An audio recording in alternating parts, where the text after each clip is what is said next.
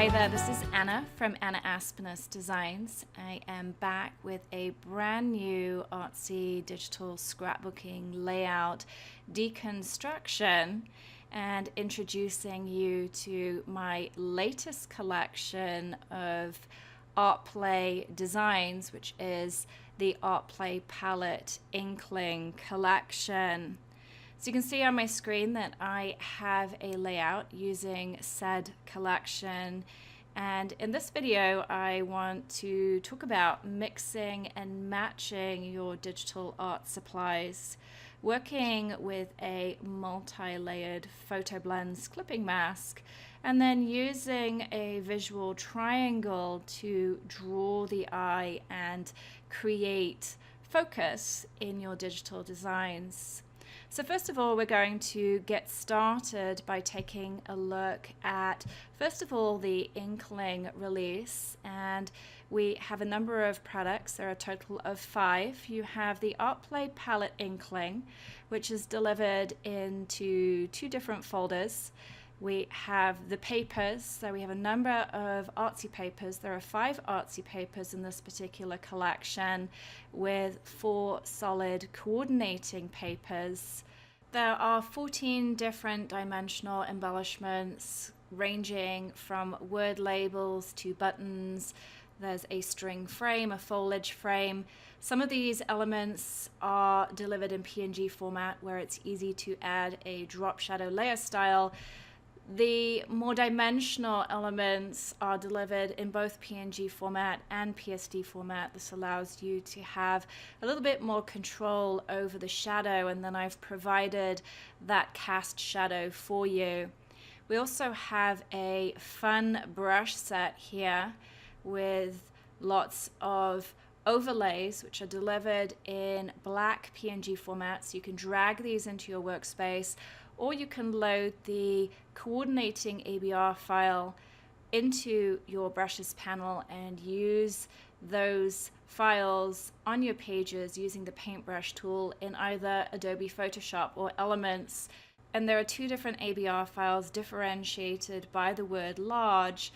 The large one is purely for Photoshop Creative Cloud and versions of Elements 15 and higher because they support a larger brush format. If you're using earlier versions of Photoshop and Elements, you're going to want to use the other ABR file included. And then in the second part of the ArtPlay palette, you have all of the multicolor and textual transfers and overlays. So you can see that these all have a transparent background and provide a variety of colors and textures and elements of visual interest that you can drag and drop onto your pages. With this ArtPlay collection, I have created a template into which you can drag and drop your photos. You would just need to add the solid background of your choice here, change the title and the journaling, perhaps add some photos into the frames, and you could also add a FotoBlendz into the space here and clip a photo to blend an image into this background. And I'm going to talk a little bit more about that in this video. There is also WordArt that comes with this collection, so lots of different types of word art, and this is designed really to mix and match so that you can create your own word clusters. And you can see in the preview how I've done that by grouping some of these elements together to create some fun word art titles for your pages. And then moving on to the MultiMedia Winter number 3, there are 4 different element clusters here, and these are all different types of elements that have been grouped together to create these elements. And these are delivered in both PSD and individual PNG formats. You can use those elements individually, layer them up in the format of your choice, or you can use the element cluster as is. And then finally with this collection, I have created a number of messy threads, which again are delivered in black PNG format, and there's also an ABR file, so you can choose to use those as an overlay, or you can load them into your brushes panel and stamp them directly onto a new layer in your layouts using the paintbrush tool from the tools panel. In this particular page, I've also gone back to my last release, which was ArtPlay Palette Coolth collection, and I am going to be using the multi-layered FotoBlendz. And I think it's important to remember that when you purchase one of these collections, then you don't have to use them completely together. You can mix and match your digital products. They're all designed to work together. So if there isn't a FotoBlendz Clipping Mask product with a particular ArtPlay palette collection, that doesn't mean to say that you can't go back to a previous collection and borrow from that. And then the same way with the UrbanThreadz, for example, if there are no UrbanThreadz with your collection, then you can go to a previous release in order to bring those in. So I'm a huge advocate of using what you have and mixing and matching those supplies to suit your photos and your preference. So now that we've taken a look at the digital art supplies we're going to use, I'm going to take a look at the layout that I've created. And you can see on my screen, this is the finished layout. I'm going to go ahead and turn off these various folders so that we can see how this page was put together. So I started off with a 12 by 12 blank canvas created at 300 DPI, and to do that you're going to go to File, New, and you're going to enter a width of 12, a height of 12, and ensure that your resolution is set to 300, and then you're going to click Create in order to start off with that blank file. And then into that, I added an artsy paper. And I always like to start with an artsy paper if possible, because it really does take away the intimidation factor of starting with a blank page. When you've already got some interest on the page, it sort of gives you an idea immediately where the photo could go. And in this case, I'm thinking that my focal photo is going to fit in this white space here. So it can make a lot of decisions for you when you start with that artsy paper. It leaves you able to focus on the words and the photos instead of worrying about the design. And then I added in this FotoBlendz Clipping Mask. So I was actually using the first FotoBlendz from the collection that we just looked at. So let's go back and take a look at that. So here's the original FotoBlendz, and I deliver these in both PNG and PSD format. I like to use the PSD format because when you introduce that into Photoshop, you'll notice that in the layers panel we have all of these different layers, and this really allows me to work with those layers independently, and I can choose to turn those layers on and off. I can choose to recolor them, I can resize them, I can rotate them. Now I sometimes use these FotoBlendz in one layer. It makes for a fast and easy opportunity to blend a photo into your background, but 9 times out of 10 I'm going to use this layered version. So let's take a look at what I did here in order to make this work. So this was the original format. First of all, I clipped a photo to that FotoBlendz layer, and in order to do that you drag the photo over the top of the FotoBlendz layer, and then you go to Layer, Create Clipping Mask, and right now it's showing as being grayed out because I have a different layer selected. And if I did have this selected, it's going to tell me that I can release clipping mask. But you want to go ahead and select this option, and then it's going to indent in. You can see this little arrow here, and it's going to clip to that FotoBlendz Clipping Mask. And then I duplicated this layer a number of times, and I added different blending modes. So you can see this has a screen blending mode applied at 100% opacity, and what this does is, as you can see, it brightens the image. And then I did that again to brighten that photo even more, and then on the final layer I added a soft light blending mode at 100%, and you can access those blending modes by clicking on this normal tab at the top of the layers panel and then scrolling down to find the best fit for your photos. So it's just a really neat way to edit your images.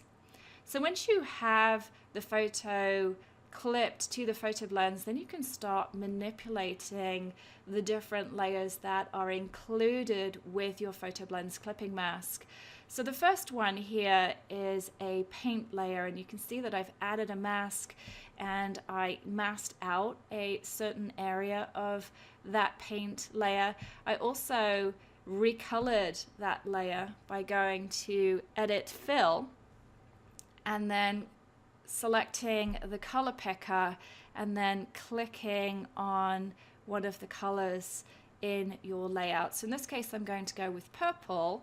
I'm going to ensure that I have this preserve transparency box checked, and then I'm going to click OK. And now you can see that that has colored to purple. And if I don't like that color, I can go to Image Adjustments, Hue and Saturation, and I can move this hue slider, and you'll see how this then changes the color of that.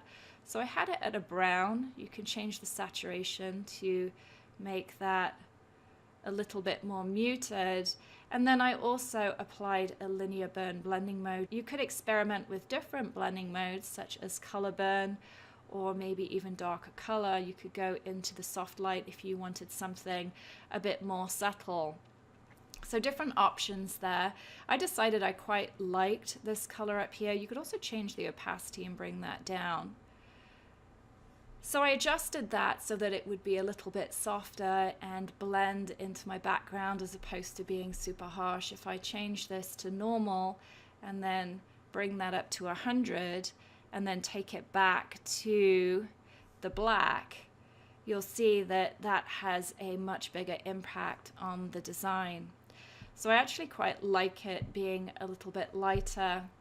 And then I did the same thing with all of the other stains. I quite like this stain down here, but you'll notice that I changed it to a blue color to coordinate with my layout. And then the other two layers here, you'll see that I actually turned those off. I decided that they were more of a hindrance to my design than a help. So I turned off the visibility of those layers. And notice how I'm kind of just going through and clicking these layers on and off to see which ones I like and don't like. And so this texture here adds some nice visual interest, and I like the alignment of the texture with the lines in the background paper. So I decided to keep that one. And then we've got this stain here, which I recolored to being more of a gray. You could go in there with a mask, or you could take the eraser tool and you could really go in and manipulate that a bit more and kind of blend it out to make it really blend in with this other stain here. The other thing that you can do too is you can borrow different elements from different multi-layered photo blends. So let me explain. If I go ahead and access those FotoBlendz clipping masks, you can go through and take a look at them. And I quite like the look of this stain here.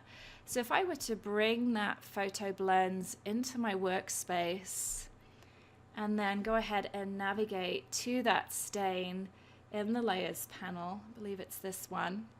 So I'm going to select that with the move tool, uncheck the auto select box, and then move this onto my canvas. And I'm going to drag it down to the bottom, and I'm going to turn off that paint layer.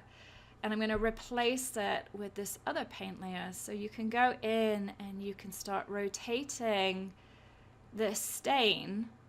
You could even make it slightly larger if you wanted to, and add it into the background here. So that just adds a softer look and a different effect, but just another way that you can work with these multi-layered photo blends. And then the other thing that you'll notice here is that my photo doesn't entirely cover my FotoBlendz here. And for me personally, that worked in this particular case because of where I wanted to have my text. You can see that it creates a nice delineation or a place for my text to go with this nice sharp line on the right hand side here. If you wanted to remove that, what you could do is you could go with a color that's very similar to that color on the edge here. In this case, I'm going to go with a white. You could select a blending brush. I'm going to use an Anna Blendz Artsy brush. Perhaps bring the size down a little bit, and then you can paint over the edge of that photo to bring it entirely across the FotoBlendz Clipping Mask. And so now you can see how that sharp edge disappears. So that's using the multi-layered FotoBlendz. I quite like this here. It has a bit of flair to it. So I'm going to go ahead and keep that for now. And then we're going to introduce the words. And so I've used a variety of words in this layout. We've got an artsy transfer, and notice how I've placed that within the art stroke that's on the background design. This helps to emphasize the word transfer and draw the eye to it.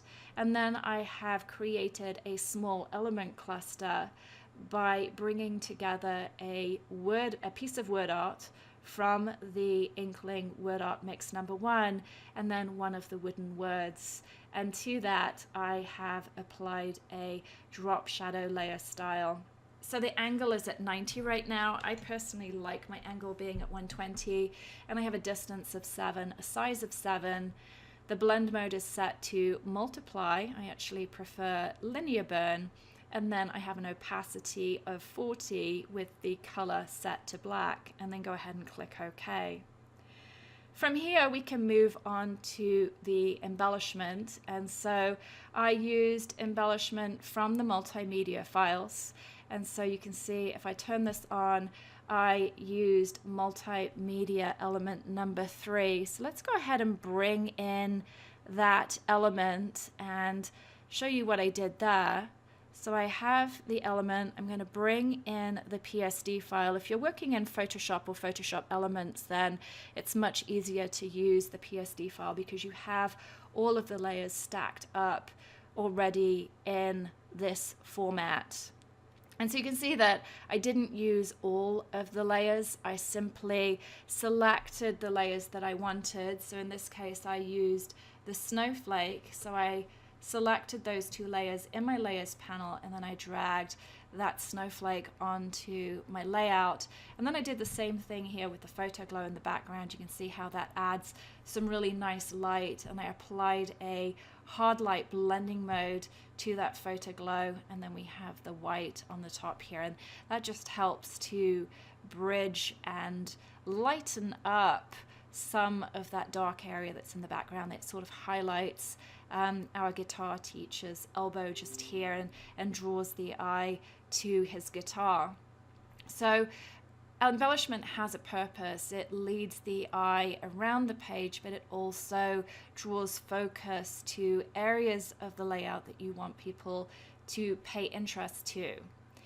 And then we have additional embellishment that came from the ArtPlay palette. And so I added in the pink flower here, and I gave the flower a head by adding in this small gemstone. I also added one of the word labels. So notice now how we have a nice cluster building, and it serves to lead the eye from this area of interest to this area of interest. So we have this linear or band design going on, which starts on the left-hand side of the page and then draws the eye to the right-hand side of the page. And then finally, I brought in some UrbanThreadz.